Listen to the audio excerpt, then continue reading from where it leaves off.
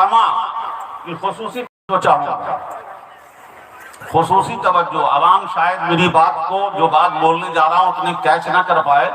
میں علماء کی خصوصی توجہ چاہوں گا کہ میرے پیارے ایک بات دماغ میں رکھنا کہ مسلمانوں میں، اہل ایمان میں، اس کی ساری شوکت کی بحالی کا دار و مدار اہل بیت کے قدموں سے وابستہ ہے. واہ واہ واہ،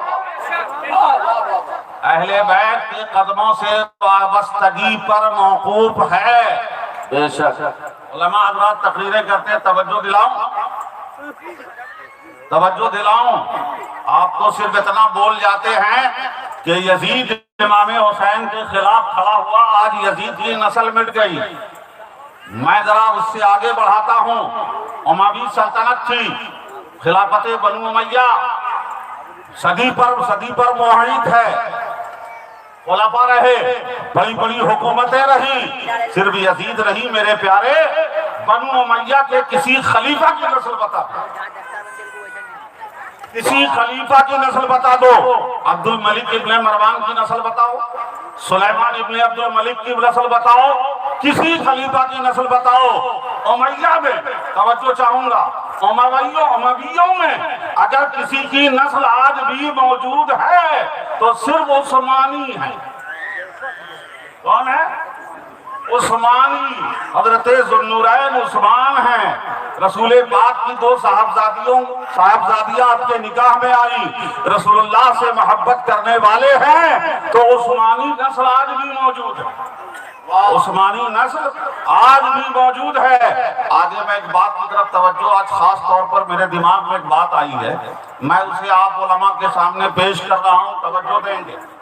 شاید کچھ ہی لوگوں کو معلوم ہو کہ خلافت عباسیہ، جس کا مرکز، جس کا دارالخلافہ بغداد تھا، توجہ چاہوں گا، اسی زمانے میں امویوں نے اختلاف کر کے، ایک تو مرکز سے اختلاف کیا، خلافت سے اختلاف کر کے اسپین میں اپنی الگ خلافت کا اعلان کر دیا.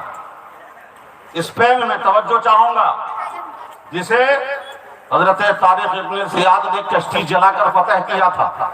وہ اسپین جہاں 700 سالوں تک مسلمانوں کی شاندار حکومت رہی.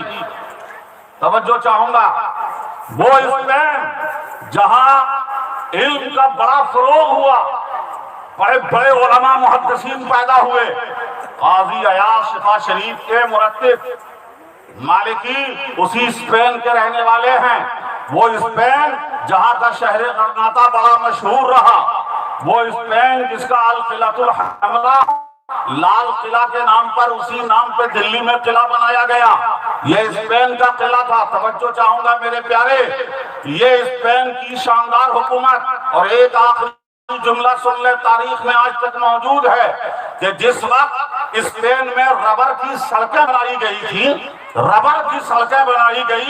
اس وقت یو کے انگلینڈ کو ڈارک کنٹری کہا جاتا تھا، اندھیرے کا ملک کہا جاتا تھا. کیچڑ میں وہاں کے لوگ چلتے تھے. اس وقت اسپین میں ربر کی سڑکیں بنا دی گئی تھی. اتنی ترقی کے باوجود، اتنے علماء کے باوجود، علمی فروغ کے باوجود، میرے پیارے، اسپین سے مسلمان ختم ہو گئے، اسلامی حکومت ختم ہو گئی. اور بغداد نہیں، کئی بار تک تو تاراج کیا گیا ہے، کئی بار مٹایا گیا ہے، لیکن بار بار لوگ اپنی شامت اعمال کو جھیلنے کے بعد پھر بغداد آباد ہو گیا ہے، آباد ہوتا رہا ہے، آباد ہوتا رہا ہے. ابھی امریکہ نے برباد کیا ہے، انشاءاللہ پھر بغداد آباد ہو جائے گا، آباد ہو جائے گا. بغداد بار بار اجڑ کر بھی آباد ہوا. اسپین ایک بار اجڑ گیا تو دوبارہ آج تک آباد نہیں ہو سکا. وہ مسجدیں ویران ہو گئی، وہ سارے قلعے ختم ہو گئے، تاریخ بن گئے.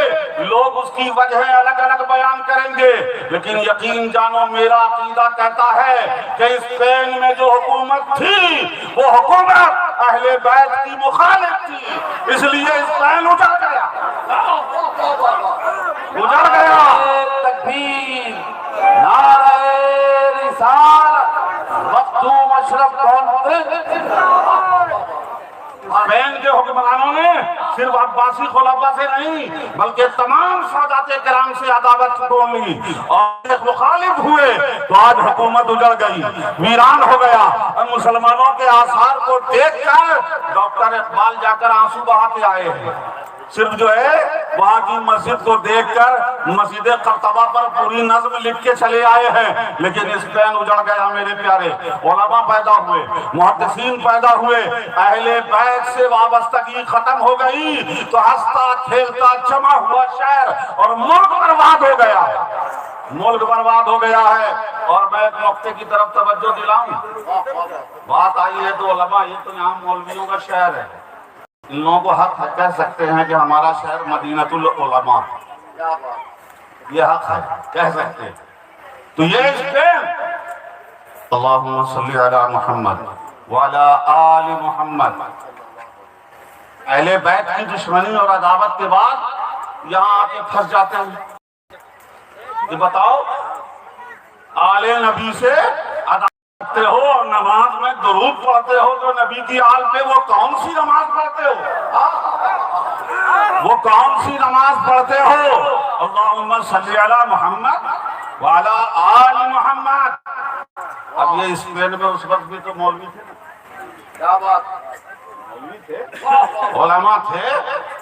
علماء مولوی نے کیا کیا جانتے ہیں؟ اپنے کو نکالنے کے لیے کہتا یہاں آل سے مراد کل مؤمن تقی، آل سے مراد کل مومن تقی۔ اچھا مولانا صاحب، آل محمد میں کل مومن تقی، اور آگے جو آل ابراہیم ہے، وعلی آل ابراہیم وما صلیت علی ابراہیم وعلی آل ابراہیم۔ ارے سنو، یہ اہل بیت آل ابراہیم بھی ہیں اور آل محمد بھی ہے۔ آل ابراہیم بھی یہی ہے، آل محمد بھی یہی ہے۔ اور سنو، یہ آل کل مومن تقی، یہ جانتے ہیں یہ اسپین ہی کے علماء کی تعبیر ہے، اور درسگاہ میں سارے علماء نے پڑھا ہوگا کہ آل کے معنی کل مومن تقی۔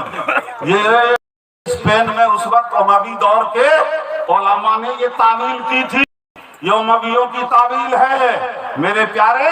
یہ درود آل نبی پر ہے، یہ کل مومن تقی اس میں نہیں ہے۔ اس پر میں بات بحث کروں گا تو اور بھی بحث ہو جائے گی۔ اچھا، جب آل ہی کہتے ہیں تو آپ درود پڑھتے ہیں نا، وعلی آلہ الکرام،